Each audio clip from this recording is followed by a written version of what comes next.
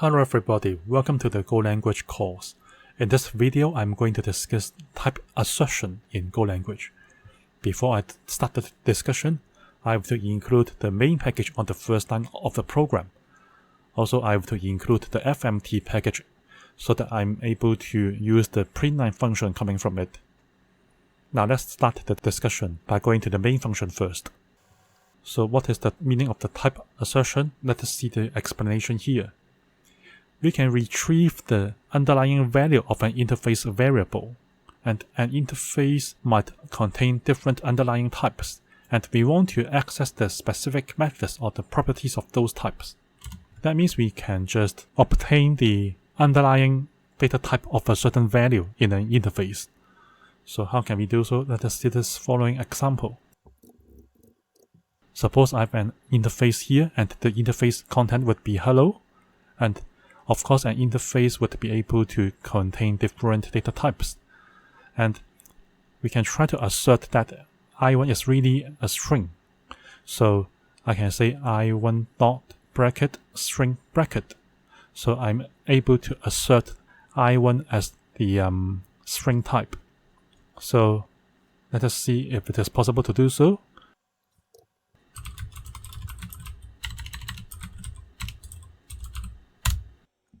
Yes, it is able to do so because this assertion is really correct. That's why I'm able to print out the I1 value coming from the assertion here, okay? So this assertion is really correct. Hello is really a string. And what is the situation if the assertion is really wrong? If that's the case, the program will just panic. Let us see this example now. So if I say that I want to change hello to integer, is it possible to do so? Is my assertion correct? Let me see. So you can see that I'm not able to do the assertion. I cannot say that the string here is really an integer, okay? So you can see that the conversion would fail, okay? We can also use the OK idiom to assert a data type to avoid the panic that we saw previously. So if the assertion is really allowed, the second value would become true. I mean, for the OK idiom here, if the assertion is allowed, OK would become true, and the first variable would store the asserted value. On the other hand, if the assertion fails, the second value, which means my OK here, would become false, and the first variable would store the default value of the type. Okay? So let us see this example. I want to go to I1 again. So with this I1, which is hello, I can do the assertion to make it as a string. So this one is allowed, but is it possible to make it as a float 64 number? It is not possible because hello is not really a number. So you can expect that the second assertion would fail. So the OK idiom here would try to return false and the default value of f1. Okay, let us see the result. Okay, you can see that I'm able to get hello back because this assertion is really correct and I will have true in the OK value. But if I want to assert that my string, which is hello here, is really a float number, it is not allowed, and I will have the default value of the floating point number, which is 0 as the answer to float 1, okay? So the default value would refer to the default value of your data type that you are trying to assert, okay? And of course, the OK value would become false here, okay? I can actually show the type and the value of an element in the interface. What does it mean by this sentence? Let us see this one. I have a function called describe that I made before I go to the main function, and that describe function is able to show the type and the value of an element in the interface. So I1 is already an element in the interface, okay, which is hello here. And how can I use the describe function? Let us see here. Now I have the describe function here, and I want to pass an interface into the function, and the function is able to pick up the element and show the type and the value of this data. So the format specifier is capital letter T, and the v here is meaning the value. So the type is just t and the value is just v. Okay, I have to use the percentage sign before these two letters to help me represent the type and the value. Okay, so let us see the result of running this part of the code by using I1 being the interface value of hello here. Okay, you can see that I can get the type as string and the value as hello. Okay, so I'm able to show the data type and the value of an element in the interface by using a certain function that is going to pick up the value from the interface and show the type and the value by using these two specifiers, capital letter T and small letter v. Okay. Now here we are going to talk about the type switch. So what is the meaning of type switch? When we use type switch, we can switch the type of an interface value. What does it mean by the switching? Let's see here. When we use a type switch, we can get the data type of a particular value in the interface, and then we can base on this asserted type to do further manipulation. So let us see this example. I have an interface value called 27, and I can use the type keyword here to do the assertion in order to get the data type of that interface element. Okay, so the data type will be stored in letter v here. So if v is really an integer, I'm able to show that, oh, this type of integer and the value is just that value 27. On the other hand, if the asserted type is found to be float 64, I can show the data together with the statement shown here. If it is a string, I can do this print statement to show the value of v asserted, and I have also got a default case to show that I don't really know the type.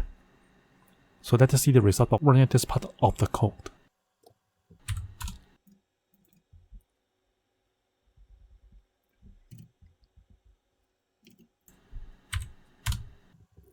Okay, you can see that I'm able to get the type as integer, and of course the value is just 27 obtained by the type keyword here. Okay, so it is really an integer, that's why I will go to the first case here.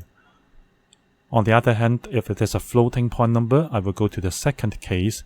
If it is a string that can be found by the type keyword, I'm able to go to the third part here. If the type asserted by this type keyword is not an integer, float 64 or a string, I will go to the default case here. Okay. And can we use a function to do type switching? It is possible. So we can have a function containing a type switch that can help us handle different types dynamically. So I have written a function called describeValue before I go to the main function. So let me show it to you now. So this is the describeValue function. I want to get an element from an interface, and then I want to get the type of the interface value. And if it is an integer, I do the first printf statement. If it is a floating point number, I do the second printf statement. If it is a string, I go to the third printf statement. And if it is not an integer, a floating point number, or a string, I go to the default case here to say that I have an unknown type here. Okay. So you can see that I can pass different values into the interface here. So I is an interface value that can accept different types. So let me try to run these lines to see how I can get the result.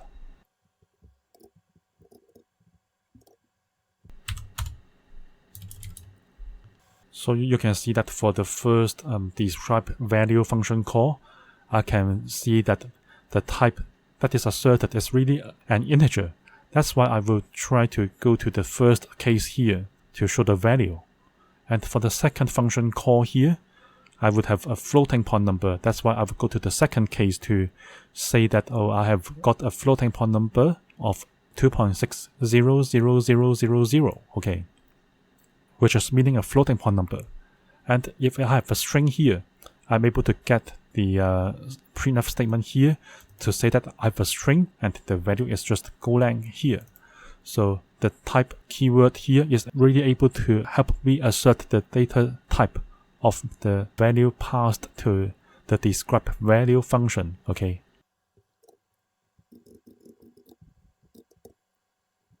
So we can also do type assertion with custom type. What does it mean by this one? Let us see. We have an interface that is storing a person instance. So what is a person? Let us go to the definition.